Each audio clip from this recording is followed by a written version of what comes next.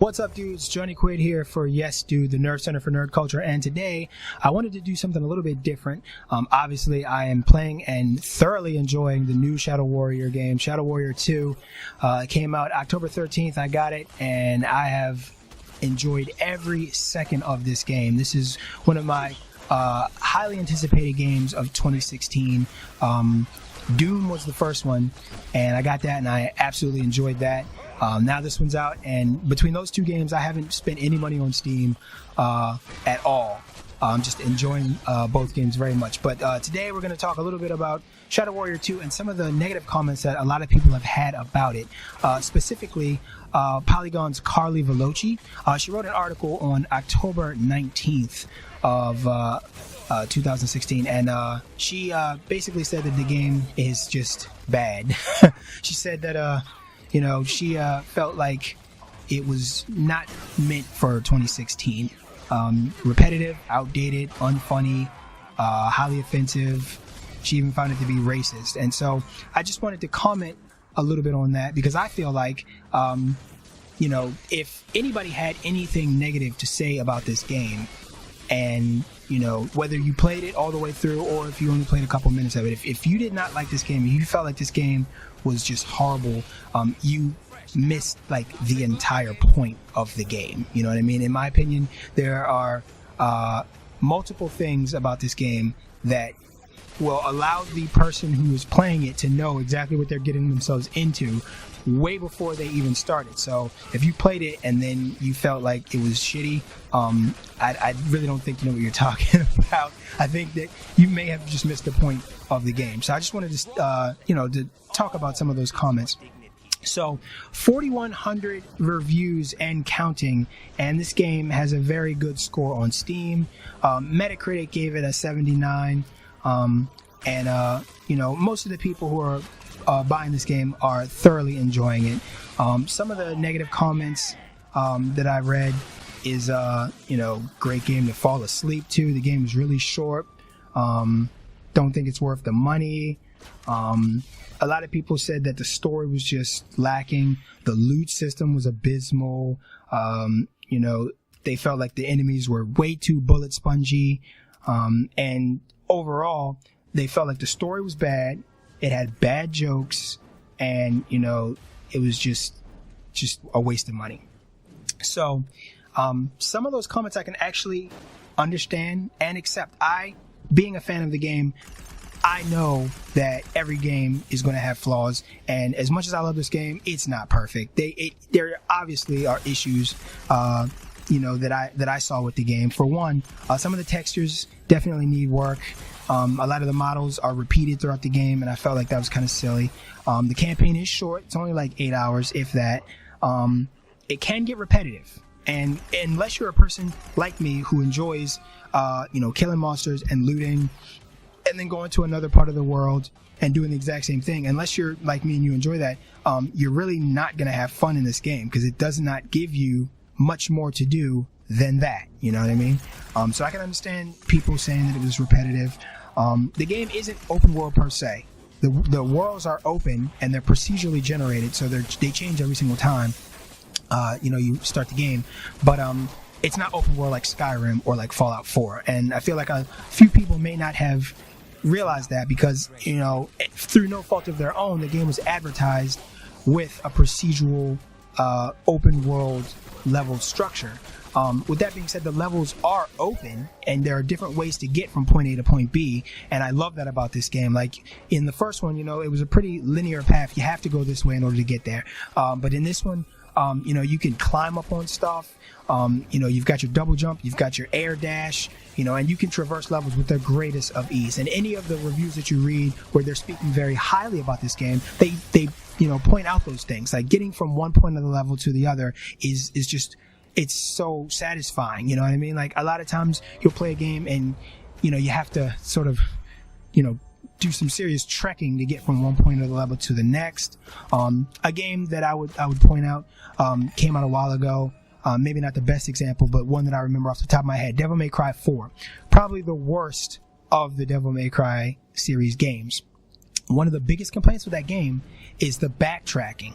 You walk all this way to do something, and then you have to walk all the way back. And, you know, in that game, there was no quicker way to traverse the levels. So, you know, when it comes to, you know, getting from one point in a level to another, you know, I really, in this particular game, I love the fact that they give you the option to just sprint across so quickly, so effortlessly, to climb on things, to get on roofs, and to make your way through the level how you want to get through it.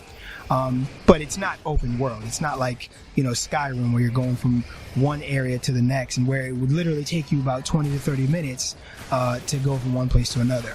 Now, in the future, I hope that they at some point decide, you know, to make a Shadow Warrior game that has that level of open world, you know, traversing. That would be excellent.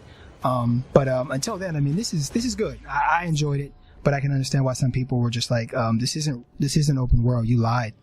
The dialogue is hit or miss. Obviously, there's going to be good jokes and bad jokes, but the thing is, the bad jokes are meant to be bad. You know what I mean? Like, he's not trying to necessarily be hilarious. He's trying to be generically funny. You know what I mean? He's trying to, the things that he says and the jokes that he makes are supposed to make you go, oh God. You know what I mean? Like, in the first part of the game, he takes the song, you know, My Favorite Things, and he adds all these other words to it, slicing up demons and da-da-da. And I was just like, this is the stupidest thing I've ever heard. You know what I mean? But it still made me smile because I was like, it's so fucking cheesy. You know what I mean? It's like so dumb that it's funny. And that particular part reminded me of Bulletstorm, when you know, Gray got that robot and he's like making that song. He was like, Ashy, or who's his partner, Ichi. He was like, Ichi was fine, but he wasn't 10 feet tall. And he was like, you can get a robot and come killing with me. And I was just like, you know, if somebody is playing this game and they get to that part and they don't crack a smile and they're just like, that was the stupidest fucking thing ever, why are you even playing this game? Like, half the things that happened before that are not nearly as funny as that was. So if you could get past all of those, but you couldn't get past that one part, like, you're just playing the wrong game. You know what I mean? So I just felt like the jokes in Shadow Warrior 2 are bad. They definitely are bad. The puns that he makes, some of the things that he says, I'm just like, shut up. You know what I mean? Like, you kind of have to just like shake your head to it. But I didn't feel like it was like so unfunny that it just took away from the experience, because the experience is the killing. Like, you're playing this game to shred demons. You're not playing this game to get the best jokes that anyone's ever written, the most engaging, you know, freaking Stephen King story that anyone has ever written. You know, the game is centered around, you know, slaying demons. So concentrate on that and stop trying to make it more than it actually is, and maybe you'll enjoy yourself. So anyway, and I could go on about some of the other flaws, but you know, Carly Vellucci's review of this game was pretty bad. She gave it a 5, and you know, I don't even, like, she writes for Polygon. I'm not even going to you know, say, oh, well, she writes for Polygon, no wonder she gave it a bad review. You know, I don't have anything bad to say about Polygon. I don't have anything bad to say about Polygon's writers.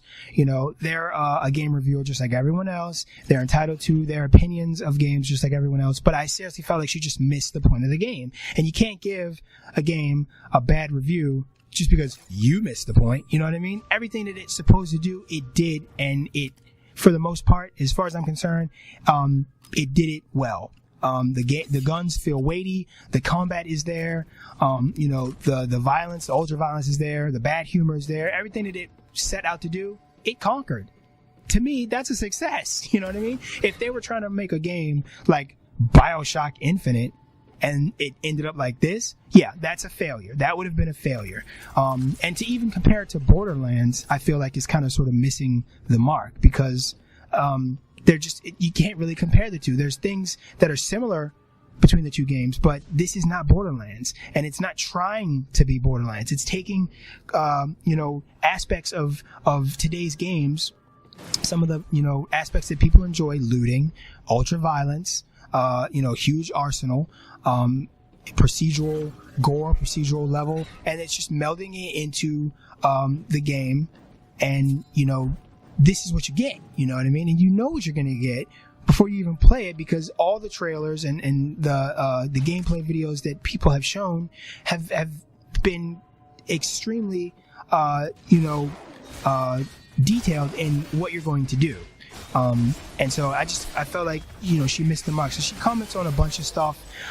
She said that, the first time she saw the human faces, they're misshapen and lifeless. I'll admit that the textures in the game, when it comes to the NPCs, definitely needed some work.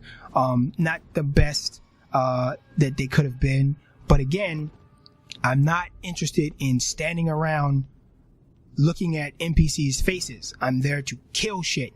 I'm there to kill mutated demon-looking monster-esque creatures and robots and members of the Yakuza. And when I'm doing that, I'm gonna distort that. You think that their faces look bad, now? Wait till I come with that sword. Wait till I shoot them with this machine gun. I'll show you how distorted I can make them. You know what I'm saying? So to me, that meant nothing to me. I did not care. She said the bodies move awkwardly with hips that sometimes move in a way that makes it look like people are thrusting at the air. Why are you paying so much attention to how people are walking instead of paying attention to shooting shit? You know what I'm saying? Like, you need to be paying attention to shredding the hell out of them bodies. Not, wow, they walk weird. I can't get immersed in this. It's strange. They look weird and they don't walk. Dude, just kill shit, please. Get back to killing shit. That's what the game is meant for. So, and then she felt like the women are almost all dressed in skin-tight outfits highlighting outrageous curves. This includes robots called dolls, walking sex objects that moan when Wang cuts them up. I'm quoting her, by the way. Now, granted, because I'm not a woman, a lot of times I'll forget that, women play these games too. And sometimes I don't think about how a woman might feel if, she plays a game and there's some scantily clad women there and, they just look like sex objects. That could definitely offend a lot of women. And as a guy, I guess I don't think about those things very much. I can't relate because I'm not a woman, but I can sympathize, as a gaming community, we definitely need to take in consideration the fact that, although sex sells, it doesn't necessarily mean that it has to be in the game. Like, you gotta stop, trying so hard to, use the most generic structures for games just to sell games, like, we have plenty of games where girls' boobs are hanging out. How about we try making some where they're not hanging out? How about we try to make some where the female protagonist actually is smart and isn't, a freaking model, all the time, like those kind of things I think that, are important.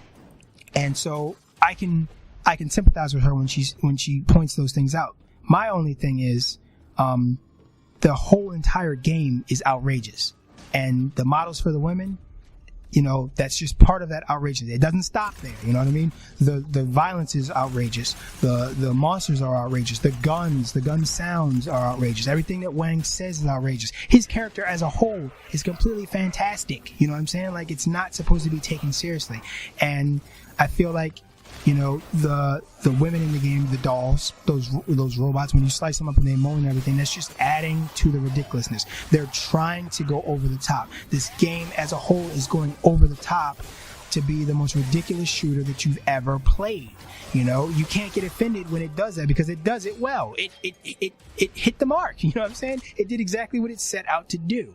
And, I don't necessarily think that the game was meant to offend anybody. Like, she also points out that she feels like, that Wang is like kind of a racist stereotype. And while I can't necessarily agree with that, I can understand why she said that. I mean, the guy who does his voice isn't Asian. He's American. And, I wouldn't necessarily call it a racist stereotype. I would call it bad voice acting. You know what I mean? But to me, it sounded good. It sounded fine. I didn't think he was trying too hard to do the voice or anything. And I feel like the developers went with that guy because, he sounded good enough. You know what I mean? He sounded like an Asian badass. So well done to the voice actor. I forget his name.